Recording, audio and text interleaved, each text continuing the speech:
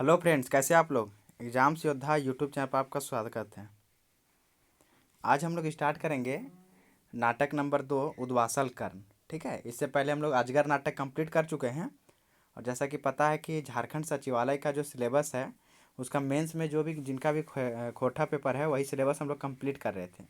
तो गद्य भाग हम लोग का कंप्लीट हो गया है। नाटक स्टार्ट किए थे तो नाटक में भी एक नाटक हो गया है। आज हम लोग नाटक नंबर 2 स्टार्ट करेंगे उद्वासल कर्ण। तो चलिए इस नाटक को स्टार्ट करते हैं। ठीक है, तो यह जो नाटक है यह श्रीनिवास पानुरी, ठीक है, श्रीनिवास पानुरी के द्वारा लिखा गया है। और जैसा कि आप देख पा रहे होंगे, खोरठा में एक लाइन लिख के रखे हैं कि खोरठाएँ श्रीनिवास पानुरी के लिखल पहिल नाटक।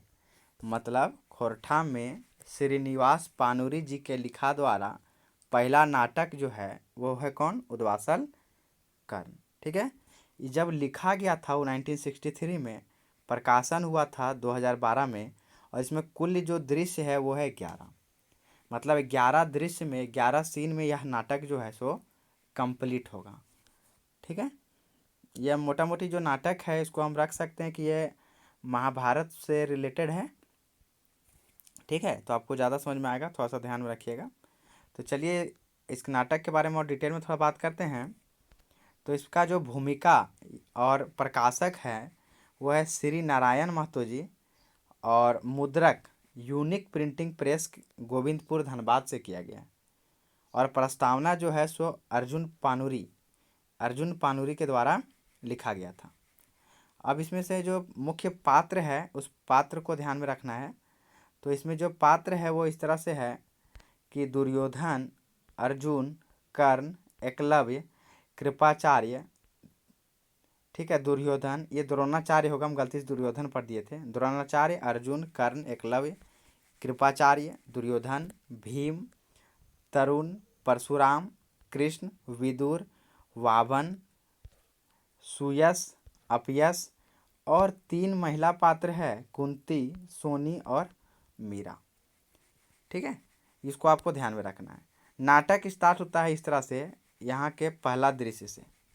ठीक, पहला दृश्य में दिखाया गया है, समझिए, थोड़ा सा भाव को समझना है कि कुंती से स्टार्ट हो रहा है नाटक। ठीक है, नाटक पर्दा पे स्टार्ट हो रहा है, सीन पहला है, इस तरह स्टार्ट होता है। कुंती बोलती है, ओह इस बालक को कहाँ रखे, इस पाप को कहाँ छुपावे, लोग मुझे क्या कहेंगे, किस नज़र से देखेंगे। ओह दुनिया कितनी बड़ी है, किंतु आज मुझे छुपाने का कोई ठिकाना नहीं। सूरजदेव, सूरजदेव, ये आपने क्या किया। आप जो धन दिए उसे मैं आज रख नहीं पा रही हूँ। आपने मुझे पुत्र दिया है, मैं तो कुंवारी हूँ, मेरा विवाह नहीं हुआ है। लोग मुझे उल्टा कहेंगे, पापिन और नीच कहेंगे। ओह आज मैं समाज में मुंह नहीं दिखा पा रही हूँ। रक्षा करे सूरजदेव, रक्षा करे। नारी का लाज रख के प्रभु क्या इस अपजस को कोमल हृदय की नारी सह सकती है। ठीक है, ऐसा कुंती कहती है। तभी एक आकाशवाणी होता है। ठीक है, उसी समय एक आकाशवाणी होता है और आकाशवाणी में बोला जाता है कि व्याकुल ना हो कुंती, व्याकुल ना हो, तुम्हारा पुत्र दुनिया का श्रेष्ठ वीर दानी यशस्वी होगा। सबसे पहले सोना के बक्सा में इसे भर के निश्चित मन से बहा दो, गंगा में बहा दो, इसकी मृत्यु नहीं होगी। यह जो है सो आकाशवाणी होता है। ठीक है, फिर कुंती जो है सो बोलती है कि ओह आज मुझे अपना कलेजा के टुकड़ा को फेंकना होगा। समाज के भय से, लोगों के भय से, लाज के भय से। शिशु की ओर देखते हुए क्षमा करना बेटा, आज मैं लाचार हूँ। कुंती शिशु की ओर देखती है, अपने बेटे की ओर देखती है और कहती है कि क्षमा करना बेटा, आज मैं लाचार हूँ, आज मैं बेबस हूँ। फिर गुस्सा में, आवेश में आके कहती है, नहीं नहीं ये नहीं हो सकता, मैं समाज के मुंह में आग लगा दूंगी। मैं माँ हूँ, यदि शक्ति दुर्गा में जगत जननी हूँ। स्नेह में डूबा हुआ, प्यार से भरा हुआ मेरा हृदय है। मैं कैसे निष्ठुर, यानी जिसमें दया ना हो सकती, निष्ठुर हो सकती हूँ। नहीं नहीं इस धन की नहीं फेंकूंगी। किंतु समाज के भय से अंत में कुंती ने अपने शिशु को बक्सा में भरकर बहा दिया। ठीक है, और इस तरह से हम लोग का जो है सो पहला दृश्य यहाँ पे कंप्लीट होता है, एक दृश्य यहाँ पे कंप्लीट होता है। बहुत सारे बच्चे लोग का कमेंट आ रहा था कि सर आपका नोट्स कैसे मिलेगा।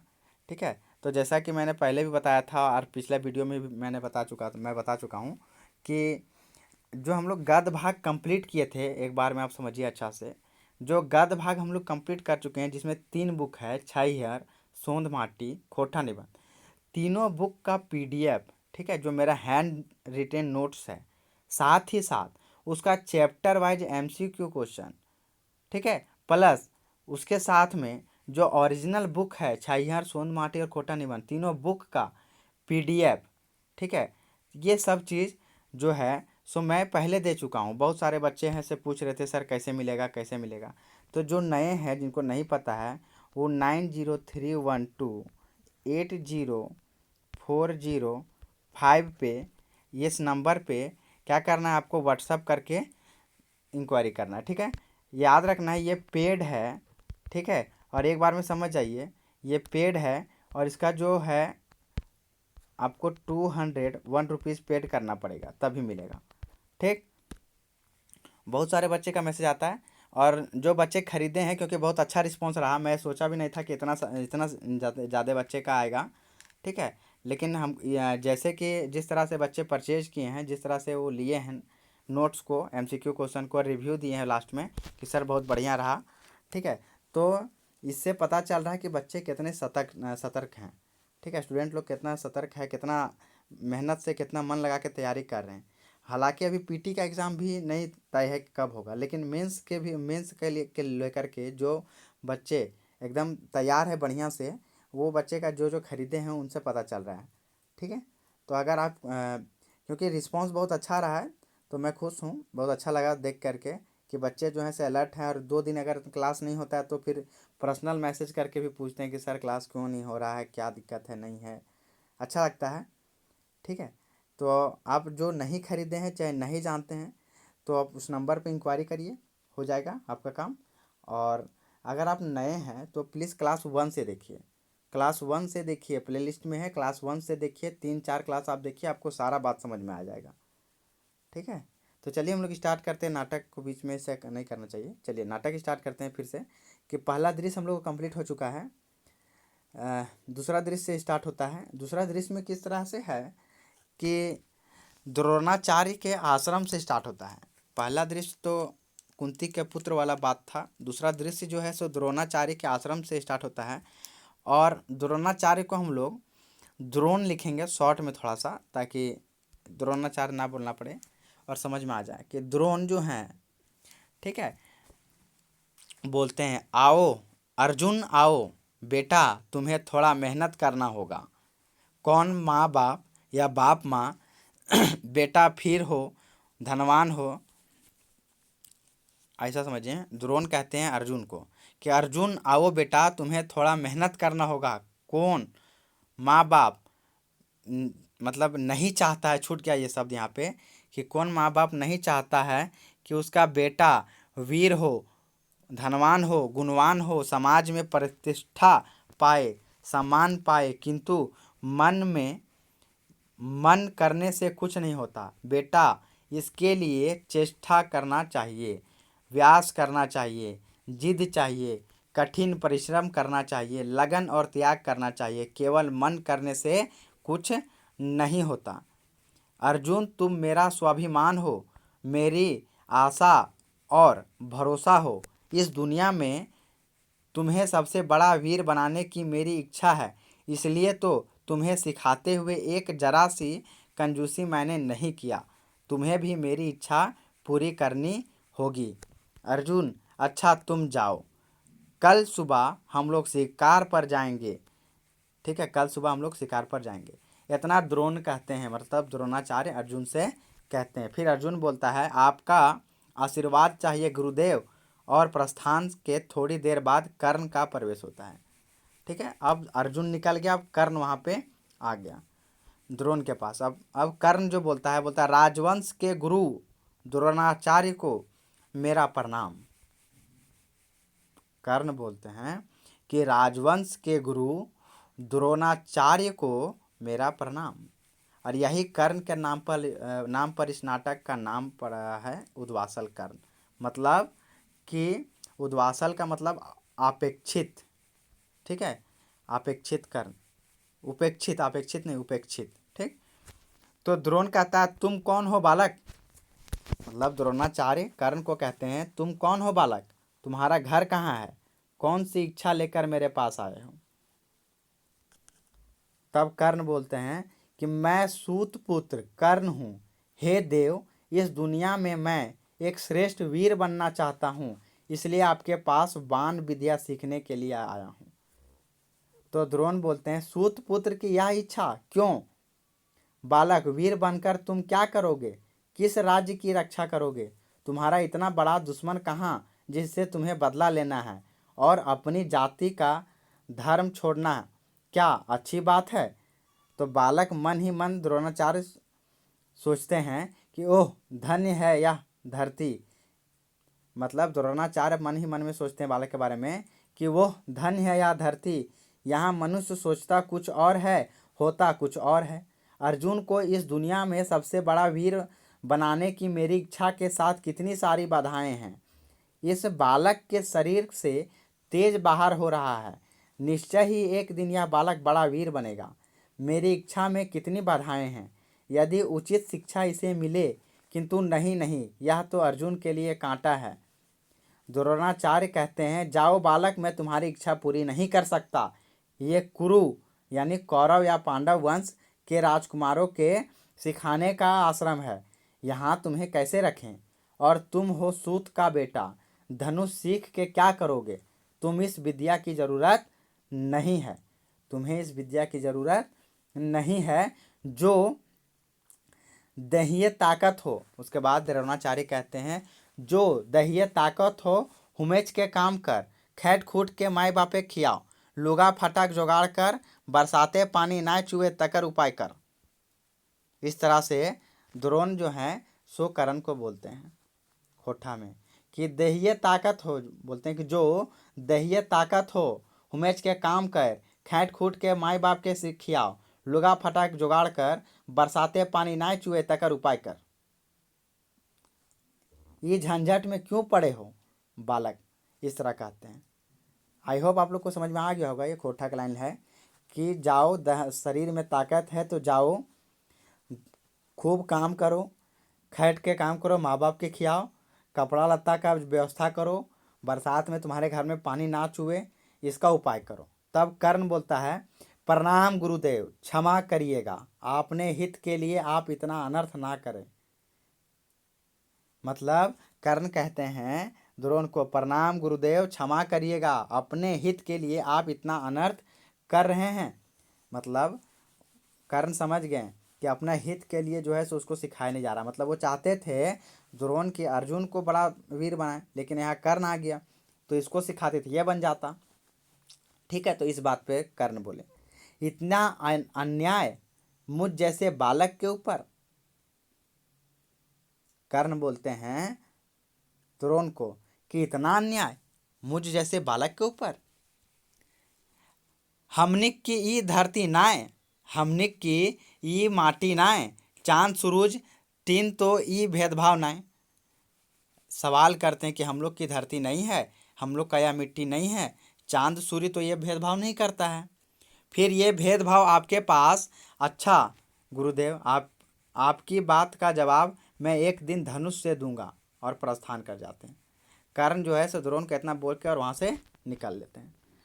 तो गुरु की तलाश में कर्ण रास्ता में चलते चलते मन ही मन बोलता है।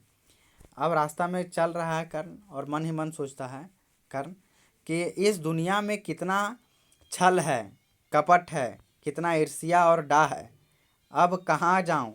अच्छा थोड़ा खुशी से द्रोणाचार्य के शत्रु बोलते हैं कि अच्छा द्रोणाचार्य नहीं सिखाए ना, उनका शत्रु है। तो उनका शत्रु कौन, तो परशुराम। ठीक है, द्रोणाचार्य के शत्रु परशुराम। हाँ वो जरूर शरण देंगे मेरे लिए, नहीं तो अपने लिए मुझे भी थोड़ा प्रयास करना होगा। और इतना कह के कर्ण जो है सो परशुराम के पास प्रस्थान कर जाता है, इतना सोच के। अब यहाँ पे हम लोग का दूसरा दृश्य समझ में आ जाता है, खत्म हो जाता है। आई होप आप लोग को समझ में आ रहा होगा कि क्या है, किस तरह से है। अब तीसरा दृश्य स्टार्ट होता है, और तीसरा दृश्य जो है उसमें शिकार के पर निकले हुए हैं द्रोणाचार्य, अर्जुन और एक कुकुर है इसमें, ठीक है। तो द्रोण जो है सो अर्जुन को बोलते हैं, अर्जुन देखो तो कुत्ता कहाँ गया और चुप क्यों हो गया, अभी तो भूख रहा था। तो अर्जुन जो है सो कुत्ते के मुंह के और बाण से एक युवक ने बंद कर दिया, और किंतु कुत्ते को कुछ नहीं हुआ। मतलब अर्जुन बोला कि कुत्ते के मुंह को एक बाण से एक युवक ने बंद कर दिया, किंतु कुत्ते को कुछ नहीं हुआ। अर्जुन जो है सो द्रोणाचार्य को बताते हैं, मतलब है कि कुत्ता का मुंह जो है सो बाण से बंद कर दिया गया। जैसे समझिए आग कुत्ता किया और बीच में बाण चला गया तो भूख नहीं पाएगा, ठीक है, लेकिन कुत्ता को खरोच तक नहीं आया। उसके बाद द्रोण जो है सो मन ही मन बोलते हैं, इतना बड़ा वीर, ओह अर्जुन की रास्ता में कितनी बाधाएं हैं। उस दिन उस बालक को भगाया कि आज ये टपक पड़ा।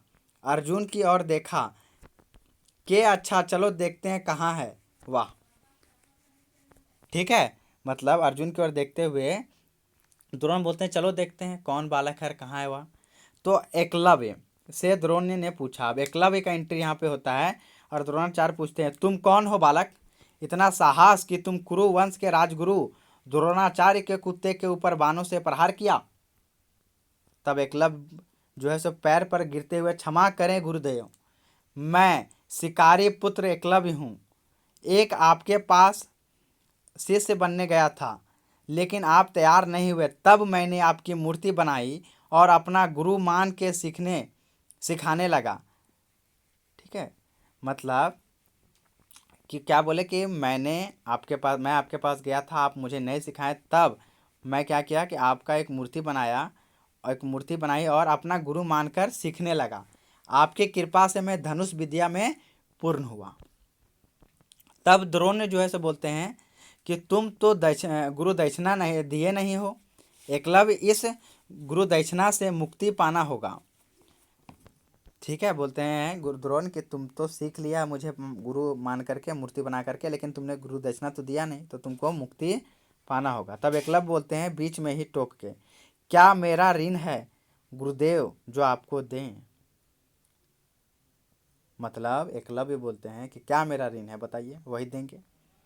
तो द्रोण जो है कहते हैं कि मुझे धन का भूख नहीं है, मुझे धन का भूख नहीं है एकलव्य, धन लेके क्या करेंगे, और तुम गरीब का बच्चा धन कहाँ से लाओगे बेकार में, तुम्हें मैं धन का कष्ट नहीं दूंगा।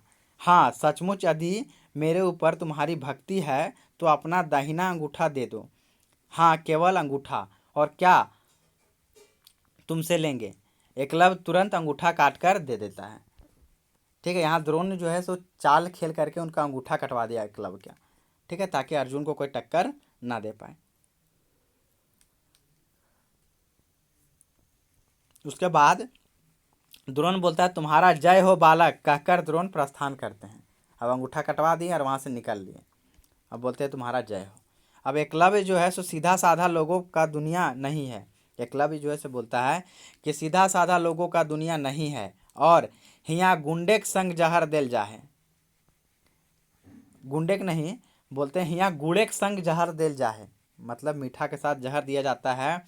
अंगूठा मांगते द्रोणा जैसा वीर को थोड़ा भी संकोच नहीं हुआ कि बड़े लोग क्या ऐसा ही निष्ठुर और निर्मम होते हैं, अपने स्वार्थ के आगे नीति ज्ञान शस्त्र पुराण सब भूल जाते हैं, उनके लिए न्याय अन्याय कुछ नहीं। ओह, अंगूठा देख के बेकार हो गया।